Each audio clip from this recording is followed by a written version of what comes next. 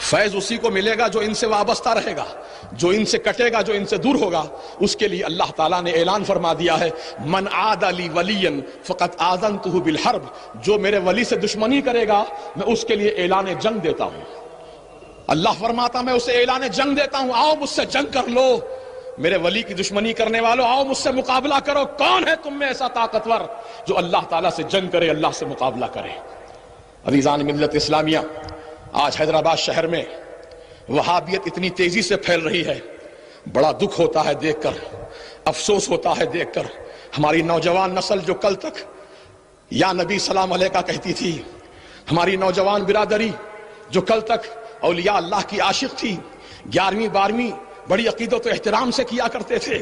اور الحمدللہ عقیدہ بہت مضبوط تھا، لیکن آج صرف ایک اسپلنڈر گاڑی اور ایک سیل فون کی وجہ سے ایمان بیچا جا رہا ہے، ایمان خریدا جا رہا ہے۔ بتاؤ مسلمانوں، کیا ہمارا ایمان اتنا سستا ہو گیا، ہمارا ایمان اتنا گیا گزرا ہو گیا، ایک اسپلنڈر گاڑی اور ایک سیل فون کے بدلے اپنا ایمان و عقیدے کا ہم سودا کریں؟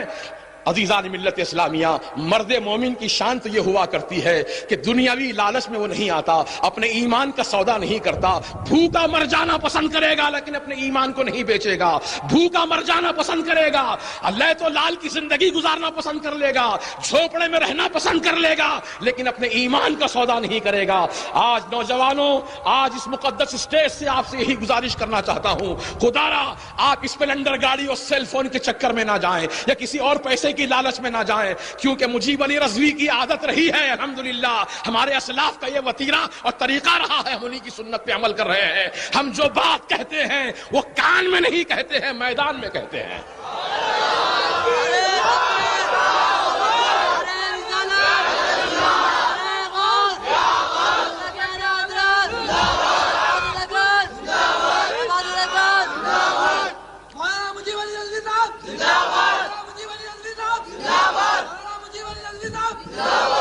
دیکھیے،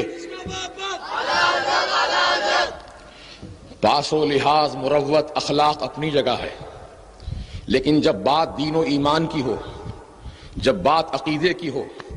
تو وہاں پاس و لحاظ، مروت، اخلاق، کردار کا مظاہرہ نہیں کیا جائے گا، بلکہ جو بات حق ہے اس کو بیان کیا جائے گا۔ یہی ایمان کا تقاضا ہے، یہی ایمانیات کے اصول ہے۔ یاد رکھو، ہمارے اسلاف کا یہی وتیرہ رہا، جیسا کہ ہندوستان کا شہنشاہ اکبر اعظم جب اس نے اپنا ایک نیا دین لاگو کیا، دین الہی کے نام سے، دین اکبری کے نام سے، تو عزیزان ملت اسلامیہ اس وقت، اس دور میں جو مجدد تھے سیدنا شیخ احمد فاروقی سرہندی علیہ رحمت و رضوان، وہ اپنے گھر کے تنہائی میں نہیں جا کر بیٹھ گئے، گوشہ نشین نہیں ہو گئے، ہم کو کیا کرنا ہے اس کا معاملہ ہے وہ جواب دے گا کہہ کر خاموشی اختیار نہیں کی، بلکہ آپ سینہ سپر ہو گئے اور شہنشاہ وقت کے خلاف آپ نے ٹکر لی، ہر طرح کی مصیبت کو برداشت کیا لیکن حق کی آواز کو بلند کیا۔ یہی ہمارے اسلاف کا وتیرہ رہا ہے، یہی ہمارے اسلاف کی سنت رہی ہے۔ سیدنا امام احمد بن حنبل رحمت اللہ تعالیٰ علیہ کی ننگی پیٹھ پر کوڑے برسائے گئے ہیں صرف حق بات کہنے کی وجہ سے۔ عزیزان ملت اسلامیہ، آج ہماری اسلاف کی تاریخ کو ہم فراموش کر رہے ہیں اور ہم مصلحت کا شکار ہو رہے ہیں۔ ارے دین میں مصلحت جائز ہوتی امام حسین شہید نہ ہوتے، دین میں مصلحت جائز ہوتی سیدنا علی اکبر کی جوانی لوٹتی، دین میں مصلحت جائز ہوتی تو سیدنا علی اصغر کی شہادت واقع نہ ہوتی۔ ان تمام مقدس نفوس قدسیہ اہل بیت اطہار نے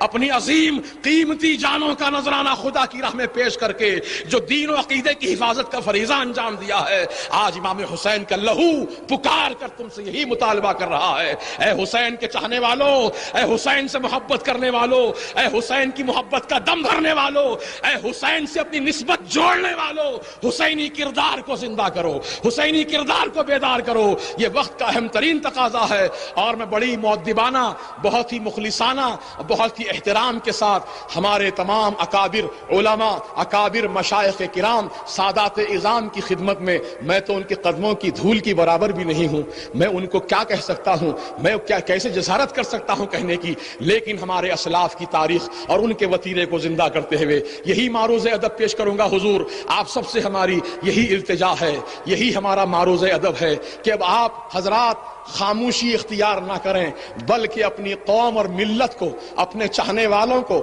اپنے حلقہ ارادت میں داخل ہونے والوں کو یہ پابند کر دیں اور اس بات کا ان سے عہد لے لیں کہ زندگی بھر سنی صحیح العقیدہ بن کے رہیں گے، کسی بدعقیدہ جماعت سے اپنا تعلق نہیں جوڑیں گے، کسی بدعقیدہ جماعت سے اپنا کوئی رشتہ نہیں جوڑیں گے، اس کی دعوت نہیں کھائیں گے، اس کے گھر کا پانی نہیں پئیں گے، اگر وہ بیمار پڑ جائے تو اس کی تیمارداری نہیں کریں گے، اگر وہ مر جائے تو اس کے جنازے کی نماز نہیں پڑھیں گے، اس کے جلسوں کے اسٹیج کی ہم زینت نہیں بنیں گے۔ یہ تمام باتوں کا عہد لے لے تاکہ قوم برباد ہونے سے بچ جائے، یہ ملت تباہ ہونے سے بچ جائے۔ ہم آپ سے یہی معروض ادب پیش کرنا چاہتے ہیں، خدا را اپنی برباد ہوتی ہوئی قوم کو بچا لو۔ اے سادات کرام، آپ کی بارگاہ میں ہمارا معروض ادب ہے، اپنی قوم کو بچا لیجئے، آپ کے نانا جان کی اس امت کو تباہی سے بچا لیجئے، آپ کے نانا جان کی پیاری امت کو بچا لیجئے۔ اس امت کو بچانے کے لیے میرے آقا پیٹ پہ پتھر باندھے تھے، اس امت کو بچانے کے لیے میرے آقا اپنے گھر میں ایک مہینے تک چولہا نہیں جلائے تھے،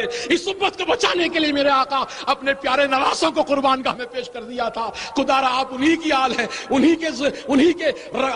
کا خون آپ کی مقدس رگوں میں دوڑ رہا ہے۔ خدا را آپ اپنے نانا جان کا واسطہ، آپ کے نانا جان کا واسطہ، جد کریم کا واسطہ، حسنین کریمین کا واسطہ، خدا را اپنی اس قوم پر رحم کھائیے، اپنی قوم کو بچا لیجئے، اپنے دامن کرم میں سمیٹ لیجئے۔ اور اگر جس طرح کوئی مرغی کے بچے کو حملہ کرنا چاہتا ہے تو مرغی دوڑ کر آتی ہے، اپنے پروں کو کھول کر اپنے بچوں کو سمیٹ لیتی ہے، اپنی جان کی پرواہ نہیں کرتی، اپنے بچوں کو بچانے کی فکر کرتی ہے۔ یہ اللہ تعالیٰ نے ایک مخلوق کے اندر وہ صفت کو پیدا کر دیا ہے۔ ہم تو اشرف المخلوق ہیں، اشرف المخلوق ہیں، اعلیٰ نسل ہے، اعلیٰ کردار ہے، اعلیٰ اخلاق ہے۔ ماشاءاللہ ہم یہی امید رکھتے ہیں کہ الحمدللہ ہماری جو بچی کچی قوم ہے، کم از کم ان کے ایمان و عقیدے کی حفاظت کا ہم کچھ انتظام کریں اور ان کو تباہ و برباد ہونے سے بچا لیں۔ نعرہ تکبیر، اللہ اکبر، نعرہ رسالت، یا رسول اللہ، نعرہ غوث، یا غوث، اللہ کے اعلیٰ حضرات، زندہ باد، عبادت اکبر، زندہ باد، عبادت اکبر، زندہ باد۔ عزیزان محترم، باتیں تو بہت ساری کہنے کی ہیں اور وقت بھی ہو چکا ہے۔ میں نہیں چاہتا کہ زیادہ آپ کی سما خراشی کروں، بس جو کچھ میں نے کہا ہے اگر میرے کہنے میں کوئی بے ادبی، گستاخی یا غلطی، خطا واقع ہوئی ہو تو میں اللہ کی بارگاہ میں دست بدعا ہوں کہ مولا تعالیٰ اپنے کرم سے میری غلطی اور خطا کو معاف فرما دے۔ استغفر اللہ استغفر اللہ استغفر اللہ ربی من کل ذنب واتوب الیہ، اشہد ان لا الہ الا اللہ واشہد ان محمدا عبدہ ورسولہ۔ میں ایک بار پھر رحمت عالم کمیٹی کے صدر محترم اور صدر استقبالیہ حضرت پیر طریقت سید شاہ اسرار اللہ حسینی صاحب قبلہ رضوی المدنی، جو اسی علاقے کے ایک بزرگ ہیں اور اسی علاقے کی درگاہ کے سجادہ نشین ہیں، ماشاءاللہ آپ کا ایک بڑا اثر ہے۔ اللہ تبارک و تعالیٰ آپ کے ذریعے سے دین و سنیت کو اور مضبوطی عطا فرمائے۔ اور ہمارے صدر محترم عالی جناب مجیب احمد صاحب ایڈوکیٹ اور جناب شاہد اقبال میاں، اللہ تعالیٰ ان سب کو اور ہمارے خسرو نواب اور تمام دیگر حضرات جو اس کمیٹی کے لیے یقیناً بڑے محرک معاونین ہیں، اللہ ان سب کو جزائے خیر دے۔ وآخر دعوانا ان الحمد للہ رب العالمین۔